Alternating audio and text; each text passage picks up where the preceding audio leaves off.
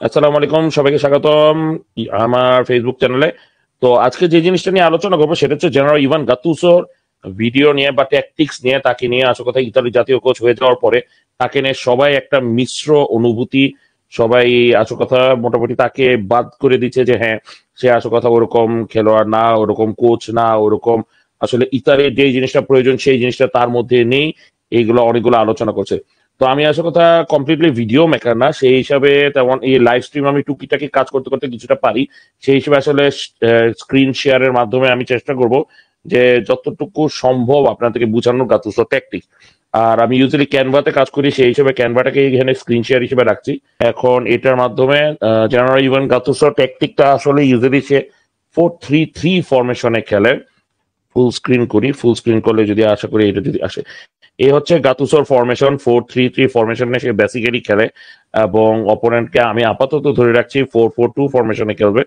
এটা হচ্ছে ট্রেডিশনাল 4-3-3 ফরমেশনে সে খেলে এবং তার দুইটা সেন্ট্রাল মিডফিল্ডার, এগুলো হচ্ছে actually box to box midfielder হিসেবে খেলে এবং defensive midfielder actually destroyer defensive midfielder চেষ্টা করে। তো ইতালিতে আপাতত স্যামুয়েল রিকি আছে যে ডেস্ট্রয়ার হিসেবে কাজ করে। তো স্যামুয়েল রিকি হোপফুলি এখানে সেই কাজটা করতে পারবে এবং সে লোন স্ট্রাইকার হিসেবে অ্যাকচুয়ালি ক্লিনিক্যাল স্ট্রাইকারের পরিবর্তে হোল্ড আপ স্ট্রাইকার ইউজ করে, কিন্তু সে প্রেস করতে পারে এবং স্পিডি স্ট্রাইকার প্রেস করতে পারে, এরকম স্ট্রাইকার সে ইউজ করে। লেফট উইঙ্গার এবং রাইট উইঙ্গারটা অ্যাকচুয়ালি টিপিক্যাল ইতালিয়ান উইঙ্গার না হয়ে সে আসল কথা হয় মডিফাইড অ্যাডভান্স পজিশনের উইঙ্গার, এবং যেটাতে তারা মিডফিল্ড আকারে খেলতে পারবে বা প্রেসিং করে কুইক কাউন্টার অ্যাটাক সিস্টেমে যেতে পারবে। আর ডিফেন্সিভ লাইনটা তার আসলে 4, এবং এই ডিফেন্সিভ লাইনটার মধ্যে রাইট ব্যাক এবং লেফট ব্যাকের ভূমিকাটা সবচেয়ে বেশি। যখন প্রেসিং করবে অথবা অ্যাটাকিং মোডে যাবে তখন এই লাইনটা খুবই গুরুত্বপূর্ণ।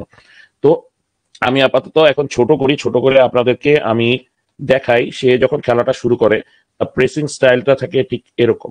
সেন্ট্রাল মিডফিল্ডার গুলো উপরে উঠে যাবে, ডিফেন্সিভ মিডফিল্ডারটা ঠিক নিচেই থাকবে, মানে টিপিক্যাল ইতালিয়ান স্টাইল। এই স্টাইলে সে খেলার চেষ্টা করে, কিন্তু স্টার্টিং এ সে যেটা করে শিফট করে, এই ট্রিপল একটা ত্রিভুজ আকৃতি ধারণ করে। দেন এই ত্রিভুজ আকৃতি থেকে রাইট উইঙ্গারটাকে শিফট করায় ভিতরের দিকে, সেন্ট্রাল মিডফিল্ডটাকে শিফট করায় আউটার সাইডে। এর ফলে এই প্রেসিংটা সে শুরু করে, এভাবে করে প্রেসিং করে সেম এখানে এই এই নিয়ে আসে।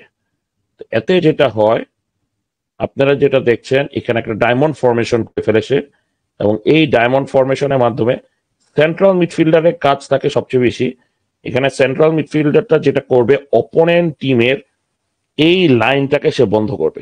যে সেন্টার ব্যাক থেকে রাইট মিডফিল্ডার অথবা সেন্টার ব্যাক থেকে লেফট মিডফিল্ডে যে বলটা সুইচ করবে সেই জিনিসটাকে সে বন্ধ করবে, এবং আরেক মিডফিল্ডারও সেম কাজটা করবে, এই জিনিসটাকে সে বন্ধ করবে। আর উইঙ্গার গুলা ভিতরের দিকে শিফট করে কেন? কারণ কি এই ভিতরের শিফটিংটা হচ্ছে প্রেসিং করার পরে বলটাকে লুজ করার পরে যাতে কুইক কাউন্টার অ্যাটাক করতে পারে। আমরা কাউন্টার অ্যাটাক মানে এই তিনজন যখন প্রেসিং করতে থাকবে ও লুজ হিসেবে থাকবে, যখনই কেউ ভুল করবে থাট করে সে দৌড় দিয়ে গিয়ে আপনার কুইক কাউন্টার অ্যাটাকে চলে যাবে। এবং এই জিনিসটাই হচ্ছে গাতুসোর প্রেসিং এর স্টাইল। তো যখন অ্যাটাকিং এ চলে যায় সেন্ট্রাল মিডফিল্ডার গুলো আরো ওয়াইডে শিফট হয়, এবং উইঙ্গার গুলো মোর অফ এ সেন্টার ফরওয়ার্ড হিসেবে খেলে, এবং সেন্টার ফরওয়ার্ড চলে আসে হোল্ড আপ স্ট্রাইকার হিসেবে। এইভাবে করে তার অ্যাটাকিং মুভমেন্টটা সে চালায়, এবং অ্যাটাকিং মুভমেন্টের মাধ্যমে সে যখন অ্যাটাকিং মুভে যায় তার ওই যে যেটা বললাম গুরুত্বপূর্ণ ভূমিকাটা হচ্ছে right back and left back. এই রাইট ব্যাক গুলা শিফট করে এদিকে চলে আসে, মানে আমরা জাস্ট অ্যাটাকিংটা দেখাচ্ছি। আপনারা এটা টিপিক্যাল ইতালিয়ান স্টাইলই বলা যায়, যে আপনি দেখেন কি সুন্দর করে 3-6-1 হলো। এই 3-6-1 থেকে সে আবার কনভার্ট করে সেটাকে নিয়ে আসবে এই উপরের দিকে আসবে, সেটাকে নিয়ে আসবে এ তখন সেন্ট্রাল মিডটা এখানে শিফট করবে এবং ফুল ব্যাক গুলা একদম উপরের দিকে চলে আসবে, এই চলে আসবে। তো আমরা যেটা এটাকে বলি MW, অথবা যে জিনিসটা ফর্ম করে অনেক পুরানা আমলের যে ইতালিয়ান স্টাইল ছিল সেটা। এখন তার এটা সেন্টার ফরওয়ার্ড গুলা ওরা ইচ্ছা করলে এদিকে শিফট করতে পারে, ইচ্ছা করলে সেন্ট্রালি শিফট করতে পারে, অথবা ডাইরেক্ট কাউন্টারে চলে যেতে পারে। আর সেন্টার মিডফিল্ডার গুলার কাজ এখানে কিন্তু অপোনেন্টের ডিফেন্সে ব্রেক করা বা প্রেস করা। এই ফর্মে একটা সবচেয়ে ভয়ঙ্কর বিষয় হচ্ছে গ্যাপ। আপনি দেখেন অপোনেন্ট টিমের কিন্তু সেন্ট্রাল মিডফিল্ডার গুলা থাকবে উইঙ্গারের সাথে। সো উইঙ্গার কিন্তু আসলে সেন্ট্রাল মিডকে প্রেস করাটা খুবই কঠিন হয়ে যাবে। আর যদি এটা 4-2-3-1 এর শিফট থাকে তাহলে দেখেন কতটুকু বেশি গ্যাপ পড়ে যায়। আমরা যদি এইভাবে ধরি অপোনেন্ট টিমটা, তখন দেখেন আপনার পাশাপাশি যদি রাখি, যখন অ্যাটাকিং ফেজে থাকবে, এই অ্যাটাকিং ফেজে সেন্ট্রাল মিডফিল্ডার গুলা প্রেসিং এবং কুইক কাউন্টার করতেছে, লেফট ব্যাক গুলা ক্রসিং এবং ইনওয়ার্ড মুভমেন্টে থাকতেছে, আর এই যে উইঙ্গার গুলা থাকতেছে কাউন্টার অ্যাটাকিং, মানে সাপোর্টিং স্ট্রাইকার হিসেবে থাকতেছে। তো অনেক সময় সেন্টার ফরওয়ার্ড নিচে চলে আসে, এ উপরে চলে যায়, রাইট উইঙ্গারটা ভিতরের দিকে চলে আসে, মানে এই একটা ডায়মন্ড ফরমেশন, যেই ডায়মন্ড ফরমেশনটা অ্যাটাকিং মোডে সবচেয়ে বেশি ইম্পর্টেন্ট ভূমিকা পালন করে। আর পাশ থেকে এরা অপোনেন্টের উইঙ্গার গুলাকে আটকানোর চেষ্টা করে। কিন্তু দেখেন আপনার গ্যাপটা দেখেন, এই জায়গায় কিন্তু মোটামুটি 4 জনের গ্যাপ তৈরি হয়ে যায়। তো এই মিডফিল্ডার গুলা আসল কথা দেখা যায় যে ওভারহোল সিস্টেমটাকে ট্যাকল করতে হয়।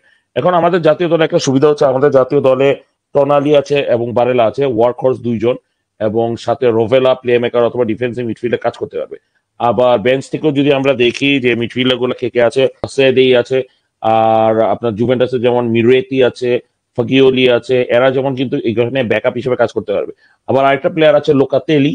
হ্যাঁ, লোকাতেলি এই মুহূর্তে ফর্ম নাই, কিন্তু সেও কিন্তু যথেষ্ট ভূমিকা পালন করতে পারবে। লাৎসিওর কাসালে যেমন এই ভূমিকাটা পালন করতে পারবে। দেন ভেনেজিয়াতে খেলে আপনার কাভিগ্লিয়া। তো এই জায়গায় এই সেন্ট্রাল মিডফিল্ডের ওভারলোড, সেন্ট্রাল মিডফিল্ড বা বক্স টু বক্স মিডফিল্ড বা প্রেসিং মিডফিল্ড যেটা, সেই মিডফিল্ডার গুলা কিন্তু এখন ইতালিতে বর্তমান আছে। এবং এই জিনিসটা কিন্তু একটা ইনোভেটিভ, যেই খেলার স্টাইলটা খারাপভাবে নিয়ে না, যেই খেলার স্টাইলটা রিসেন্টলি কিন্তু পিএসজি দেখিয়েছে। আপনি যদি পিএসজি খেলা দেখেন, ডিজায়ার 2 কিন্তু ঠিক 8 নাম্বারের মতো খেলেছে। হ্যাঁ, কুইচা করাজ খেলেছে এই সাইডে, কিন্তু ওই সাইডে কিন্তু রুইস খেলেছে এবং রুইস কিন্তু ঠিক এরকম ভূমিকাই পালন করেছে। তাদের লেফট ব্যাক কিন্তু উল্টা সেন্ট্রালি চলে আসছে।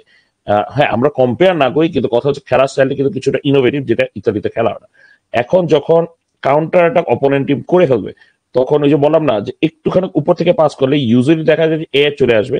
তো এই জায়গাটা, এই গ্যাপটা ক্রিয়েট করাটা কঠিন। আমরা কিন্তু ইতিমধ্যে ডিমার্কোকে দেখেছি, আমরা ধরে নিতে পারি ডিমার্কোই লেফট ব্যাক হিসেবে খেলবে। সো ডিমার্কো ট্র্যাক ব্যাক করার রেকর্ড কিন্তু একটু খারাপ। সেই জায়গায় যদি উদোগি খেলে, সেই উদোগি কিন্তু আরো খারাপ। আমরা যদি টটেনামের হয়ে খেলা দেখি, ইয়ার সে খুবই ভালো খেলেছে, কিন্তু জাতীয় দলে কিন্তু সে রীতিমতো এই একটা জায়গায় ফেইলিয়র। তো আমরা উদোগি অথবা ডিমার্কো দুজনের নিয়ে আশা করতে পারলেও রাইট উইং ব্যাক বা রাইট ফুল ব্যাক নিয়ে কিন্তু একদমই হতাশ হতে পারি। কারণ কি, ক্যাম্বিয়াসও আসলে সেই টাইপের প্লেয়ার যে এই ফরমেশনে পারফেক্টলি খেলতে পারবে, কিন্তু ক্যাম্বিয়াসও ছাড়া কিন্তু ইতালিতে আর কোনো রাইট ব্যাক নাই। স্পিনাজোলা হ্যাঁ এই দুইটা ফরমেশনে খেলতে পারবে।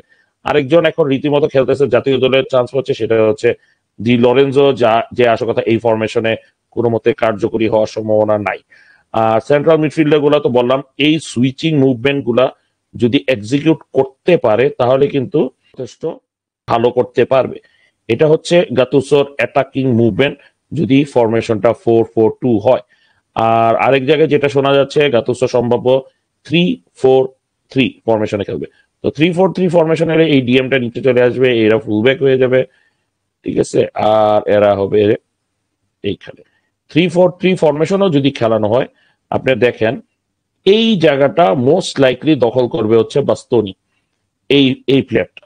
আমরা এখন আবার এই ফরমেশনে ধরি, যদি 3-4-3 হলেও কিন্তু তেমন একটা চেঞ্জ আসবে না।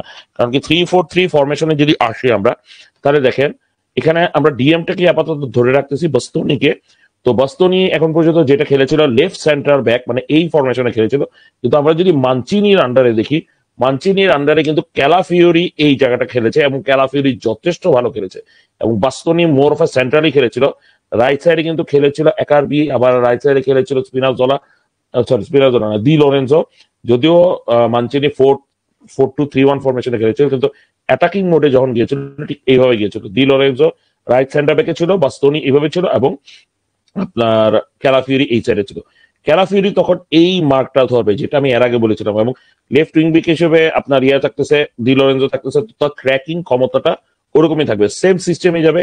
আমরা যেভাবে আগে অ্যাটাকিং মুভমেন্টটা বলেছিলাম এটাই, এই অ্যাটাকিং মুভমেন্টে ওই যে সেম একইভাবেই আপনার যেটা হবে, সেন্ট্রাল মিডফিল্ডারটা মাঝখানে চলে আসবে, অপোনেন্টের আপনার প্রেসিং করতে থাকবে দুই সেন্ট্রাল মিডফিল্ডার, এবং প্রেসিং করে কুইক কাউন্টার অ্যাটাক করবে। এখান থেকে এরা চলে আসবে মোর অফ এ সেন্টারে ডায়মন্ড ফরমেশন করার চেষ্টা করবে, বাস্তনি একটু উপরের দিকে চলে আসবে এবং সেন্টার ফরওয়ার্ডটা নিচের দিকে, এই লেফট উইঙ্গারটা এই, যদি এইটা হয় এটা কিন্তু আরো বেশি মানে জটলা পাকায় যাবে, যেটা আসলে টিপিক্যালি ইতালিয়ান জটলাটা এইভাবে হচ্ছে রিসেন্ট সময়।